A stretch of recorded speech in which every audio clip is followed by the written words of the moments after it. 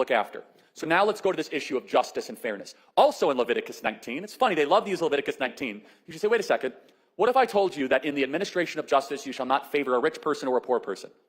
That's in Leviticus 19. Basically saying justice is blind.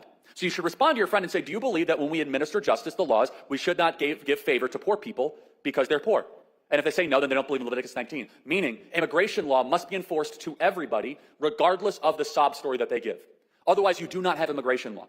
Now, this might bother some people. They say, well, you know, they come into the country because they want a better life. Am I allowed to rob a bank because I'm hungry? Am I allowed to take my neighbor's stuff because I need it? No.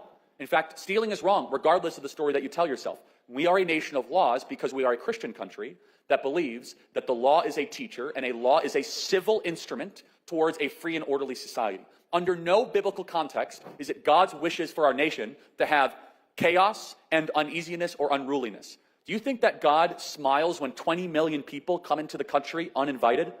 When girls are sex trafficked across the southern border, or the cartels are wreaking havoc over the border?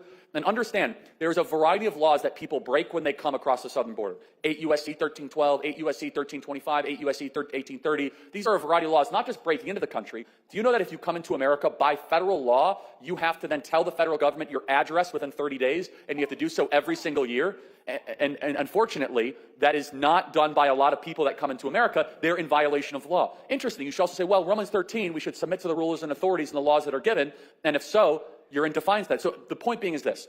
The person who is doing that is they're cherry-picking Scripture because they think they're nicer than God.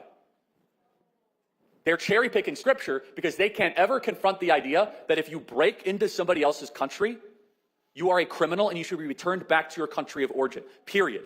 You do not have a right to break into somebody's home. You do not have a right to cut in line. We're a nation of laws, and finally we have a president that's enforcing those laws, and every person that has broken into America will be returned back to their country of origin. Thank you very much.